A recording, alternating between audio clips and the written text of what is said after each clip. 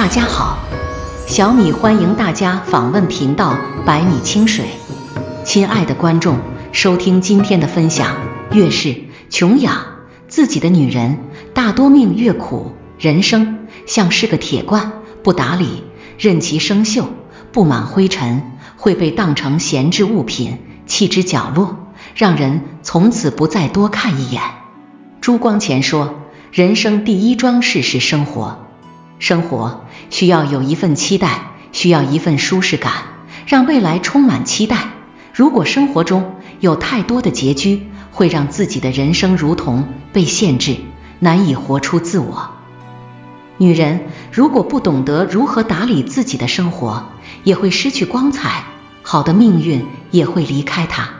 穷养自己的女人，日子不好过。穷养自己的女人，大多会舍不得花钱装扮自己，无法让自己的内心得到满足，亦无法让自己保持长久的成长力，无法做到内外兼修。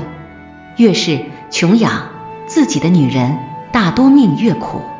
穷养自己的女人，舍不得为自己花钱，人生就像是一个鱼缸，往里面增添水草、鱼儿等，生物链越丰富，会让鱼儿们的生活更有生机。人生里需要为自己付出一些精力或财力，让生活越来越灿烂。富兰克林说，把钱用在对自己对别人都有意义的事情上，不要错花一分钱。如果女人过于舍不得为自己花钱，穷养自己，会让自己的生活越过越糟糕，命会越来越苦。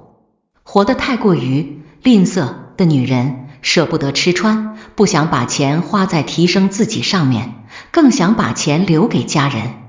每天忙忙碌碌，付出很多精力和心血，所得却是最少的。他们会在忙碌中忘记自己的实际需求，活得很卑微。她总想做好他人的母亲、妻子，却往往迷失了自己。因为女人总是穷养自己，舍不得提升自己，舍不得为自己花钱，舍不得投资自己，生活也会变得越来越艰难。猛然醒悟，富养自己是多么的重要，改变自己才会改变命运。穷养自己的女人，不善于提升自我，人生路上每个人都可以是自己的军师，运筹帷幄，领导自己打下一场场胜仗。穷养自己命运的人，会放弃自我生命的主导权，放弃不断提升自我。欢乐颂中的樊胜美工作了好几年，一直是公司的中层职员，看似体面，却没有什么发展空间。她不愿意尝试突破，就算工作一辈子，也是拿相同的固定工资，人生不可能实现更高的价值。后来她想明白了，要为自己而活。于是后来她选择了更有挑战性的投资方面的工作，事业和情感方面都有了新的起色。女人若一味选择穷养自己，安于现状，不提升自己，人生很难有好的变化。一味的穷养自己的女人，即使没有被社会淘汰，他人的上进和社会的进步，也会让女人感觉格外吃亏。只有当女人懂得提升自己，增加更多的经验和见识，人才会精神焕发，钱也会越赚越多。穷养自己的女人，得不到他人的尊重。张小娴说，如果你真的没办法不去爱一个不爱你的人，那是因为你还不懂得爱自己。人生路上命苦的女人，习惯讨好别人，委屈自己。当一个人懂得爱自己时，他会明白自己的内心需求，会敢爱敢恨，不委屈自己，也不娇惯自己。穷养自己的女人，往往会对身边人有一颗博爱的心，即使是曾经伤害过她的人，但她对自己总会选择忽视。她们很难爱自己，即使遇到心爱的人，也会将自己的地位变得很卑微。在与他人相处时，心里总是有一种卑微感，从心底认定自己，我不配拥有幸福。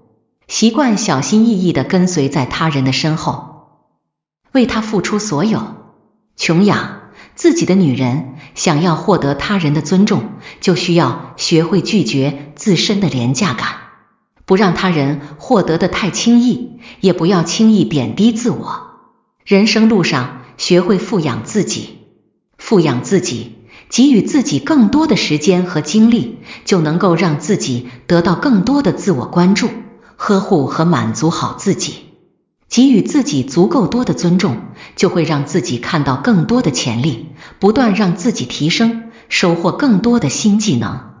女人只有不断富养自己，才能让生活越来越有朝气，命运也会越来越明朗。对待人生，女人需要有积极的态度。岁月匆匆，不要太过于苛待自己，为自己规划一个不一样的人生，花点钱，让自己变得更加漂亮，充满自信，丰富精神世界，生命才会有更多的厚重感。